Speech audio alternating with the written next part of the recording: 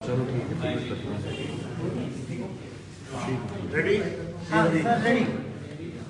आप सबका short notice पे स्वागत है। तो पता है कि आज एक इम्पॉर्टेंट मुद्दे पे ऑनरेबल सुप्रीम कोर्ट का फैसला आया है। उस पर प्रेसिडेंट साहब अपने विचार रखेंगे और बाद जो आपके सवाल होंगे उस पर आपका वेलकम है।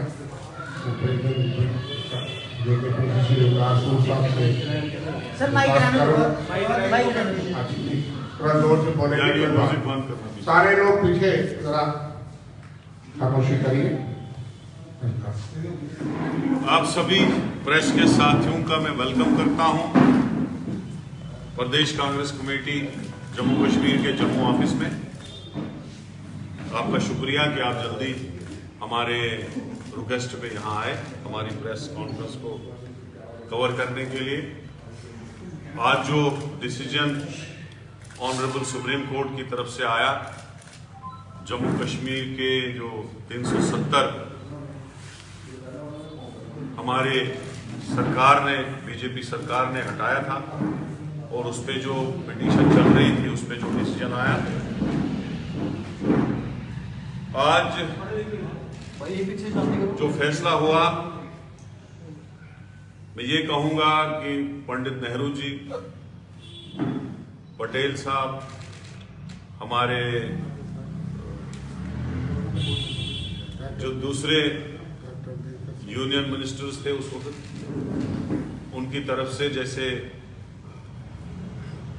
सुप्रीम कोर्ट ने कहा कि वार टाइम में दिया गया था, तो मैं ये कहूंगा कि हम फख्र से कहते हैं कि 370 कांग्रेस की तरफ से दिया गया था और बीजेपी की एक लॉन्ग स्ट्रेटजी रही कि इसको हटाया जाए। अब जब वो हुकूमत में आए तो उन्होंने हटा दिया।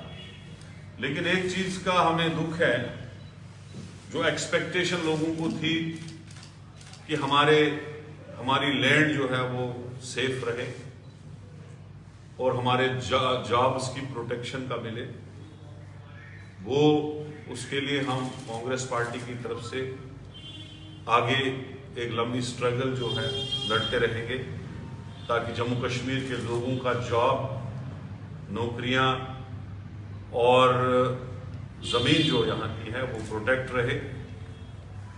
हमें यकीन है और उम्मीद है कि आगे जो पार्लियामेंट के इलेक्शन होंगे, इंडिया अलायंस की सरकार बनेगी और हमारी पूरी प्रयास होगा कि जॉब और जमीन की जो है प्रोटेक्शन वो रहे।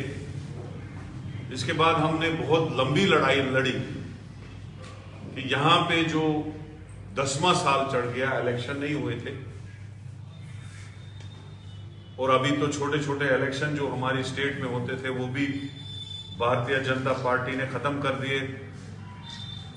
उसके लिए हमने कुछ दिन पहले ऑल पार्टीज की तरफ से एक बहुत बड़ा प्रोटेस्ट भी किया था, जिसमें एक मेरी लंबी चौड़ी स्पीच भी रही थी। तो आज सुप्रीम कोर्ट ने भी उस पर मोहर लगाई कि आप कॉन्स्टिट्यूशन को यहां सस्पेंड नहीं कर सकते हो, आप डेमोक्रेसी को यहां सस्पेंड नहीं कर सकते हो। इमीडिएटली यहां इलेक्शन किया जाए और सितंबर तक डेट भी दी गई कि सितंबर से पहले इलेक्शन हो। उस डिसीजन का हम वेलकम करते हैं।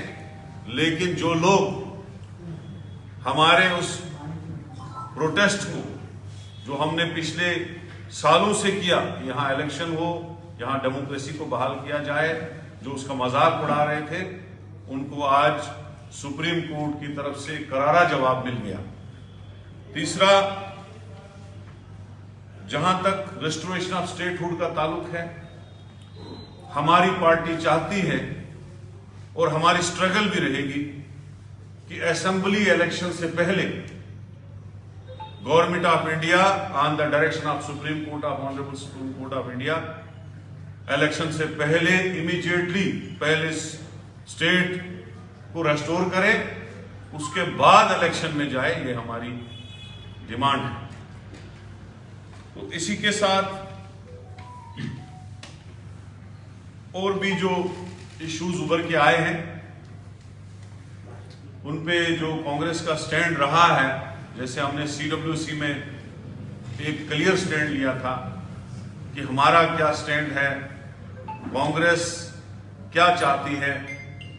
कांग्रेस ने कहा था कि ये अनडेमोक्रेटिक जो है डिसीजन लिया गया है उस वक्त लोगों को पूछने के बगैर, लोकल पार्टीज को कॉन्फ्रेंस में लेने के बगैर। तो उसमें जो है हमारे chief spokesperson Ravinder Sharma ji बाकी ब्रीफ करेंगे कि कांग्रेस का स्टैंड क्या रहा है और फर्दर क्या स्टैंड हमारा रहेगा।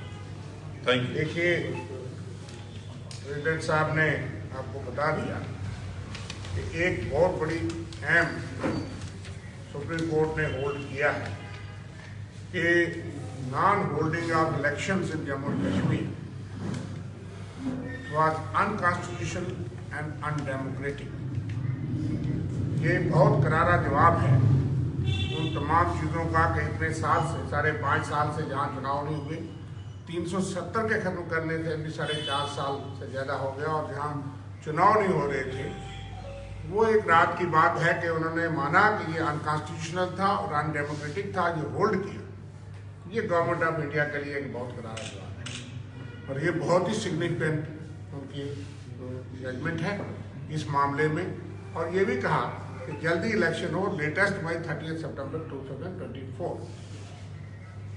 दूसरी बात जो गवर्नमेंट ऑफ इंडिया ने वहाँ एश्योरेंस दी है, फ्लोर ऑफ द हाउस में भी ये कहा गया था कि अर्ली रेस्टोरेशन ऑफ स्टेटहुड, लेकिन 4.5 साल से वो स्टेट हमको वापस नहीं मिली। हम सड़कों पे लड़ते रहे 2 मुद्दों को लेकर, क्योंकि आर्टिकल 370 पे सुप्रीम कोर्ट के मामले पेंडिंग थे और हमने उसकी कॉन्स्टिट्यूशनलिटी और लीगैलिटी को वो तो सुप्रीम कोर्ट में छोड़ दिया कि जो सुप्रीम कोर्ट उस पर अंतिम फैसला देंगे उस पर देखेंगे।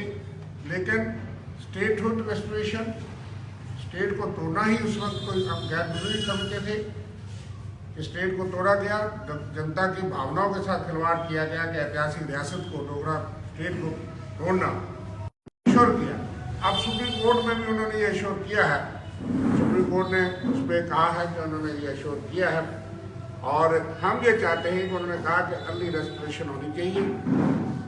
हम इसके लिए स्ट्रगल भी करेंगे और हम ये डिमांड करते हैं कि अब स्टेट हुड को फौरी तौर पर रेस्टोर किया जाए विदाउट एनी फर्दर डिले, और हर हालत में हर सूरत में असेंबली वोट से पहले जम्मू कश्मीर के लोगों को अपनी स्टेट दी जाए।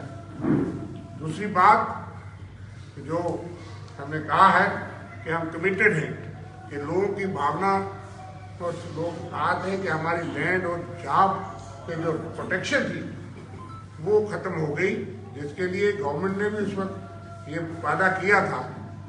हम उसके लिए स्ट्रगल करेंगे कि जम्मू कश्मीर के लोगों को रेजिडेंट्स का राइट टू लैंड और जॉब जो है वो प्रोटेक्ट रहे।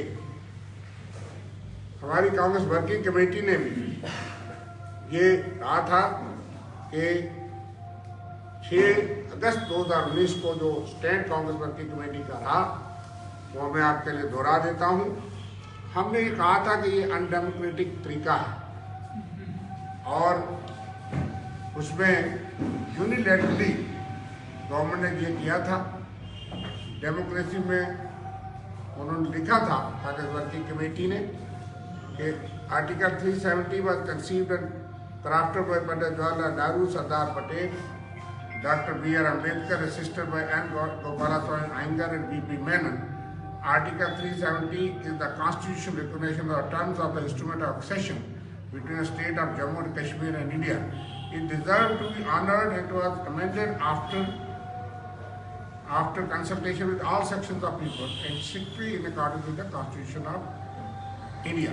इसलिए इसमें डेमोक्रेटिक एक्साइज जो है हमने कहा था, हमने कॉन्स्टिट्यूशनलिटी, इसकी लीगैलिटी वो सुप्रीम कोर्ट फैसला करेगा हमने कहा था, लेकिन जो तरीकाकार अडाप्ट हुआ वो अनडेमोक्रेटिक था। और आज लोग आहत हैं कि हमें स्टेट नहीं मिली, यहाँ इलेक्शन नहीं हो रहे और यहाँ के लैंड और राइट्स जॉब्स के जो है वो उनकी प्रोटेक्शन नहीं रही। इसलिए इन मुद्दों के लिए हमने पहले भी हमारा रेजोल्यूशन है और हमारे 3 रेजोल्यूशन थे कि इमीडिएटली अब आपने जो किया वो पेंडिंग था, लेकिन इलेक्शन तो कराओ। लेकिन 4.5 साल से गवर्नमेंट इलेक्शन से भाग रही थी।